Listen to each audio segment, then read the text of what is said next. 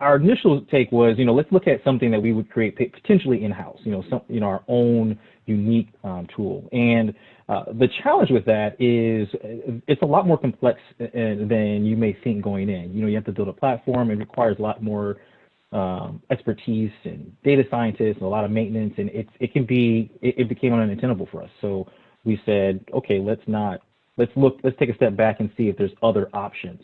And then I think one of our teams actually looked at launching something as a pilot, and we learned even more with that experience on not just the technology, but also the user experience. So we were like, okay, it's not just good enough just to have a strong technology standpoint, but we also have to make sure that we have something that enables us to meet our consumers' needs and expectations as they're experiencing this tool.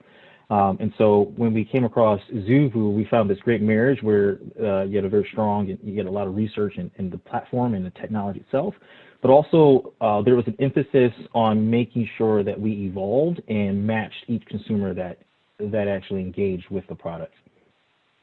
Absolutely, yes. And this build versus buy kind of evaluation that a lot of companies do, that's quite common. And I think when you try to tackle these problems in-house, sometimes it is hard to realize and understand what's truly involved in terms of like the ongoing management and the operational efforts. Mm-hmm.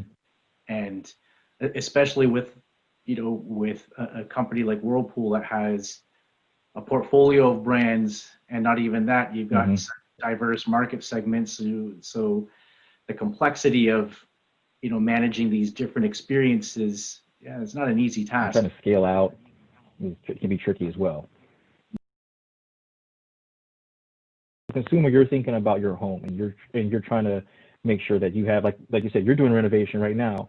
You're not just thinking about if you're doing flooring or if you're just doing a little bit of lighting. You're thinking about that whole picture. So if we can come at it from that same approach of not looking at your needs just in a one small way, but look at your overall vision and then give you recommendations off of that, I think we're even closer. We add more value to that experience. And everyone can remember an experience that they've had with a brand where they were guided and they had a good result. And if you've had that experience, you're going to go back to that brand. Even if other people come in with some other things, you're going to go back to the person that kind of took care of you. So yeah. No, that's great.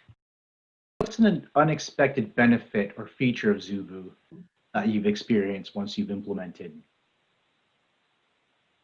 Yeah, so we've worked with Zoovu for a while now, and one of the things that is always a delighter is to see the evolution of the platform.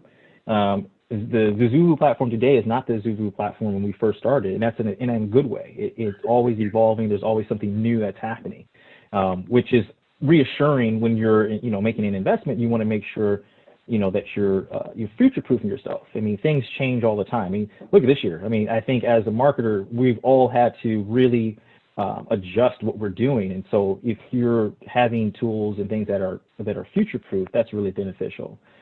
There's also some really nice features such as the continued maturity of the analytics and making that easily shareable, which has benefits not just to me but to others within my organization. And then some just like nice quick wins where you're able to now take the conversations and apply them to other use cases pretty seamlessly, pretty easily out of the box. So those are like some really nice things that have just kind of evolved over time, and it's been great. How has this technology, help, with the shifting consumer habits and companies now moving more towards digital? I mean, I think you hit it on the head there. I mean, that's probably been the biggest shift. I mean, there's, every company had to have a digital experience, even before 2020. But with everyone being, a lot of stay at home and having to, purchase online, the importance of having a robust digital experience is paramount. And our challenge of initially, I remember our initial challenge was we wanted to guide the consumer through the journey on our, from a digital standpoint. And you can almost argue that was a little bit of a nice to have because you still had people going into stores. But now that is sometimes the only way that you can actually engage with the consumer in a meaningful way before they make that transaction. So in many ways, I would say Zoovu helped us to kind of be ready for this already. So we didn't have to, it wasn't such a big change for us. It just became more important to the consumer because of all the things that were happening around us. If there's one piece of advice that you would give a business who's considering the Zoovu solution, what would that be? Well, I don't think it could be one piece of advice. I've learned a lot along the way, but I'll try to keep it brief. There's a few things I want to leave with you guys. So I would say the first one is making sure that you have a clear focus on what your goal is and objective.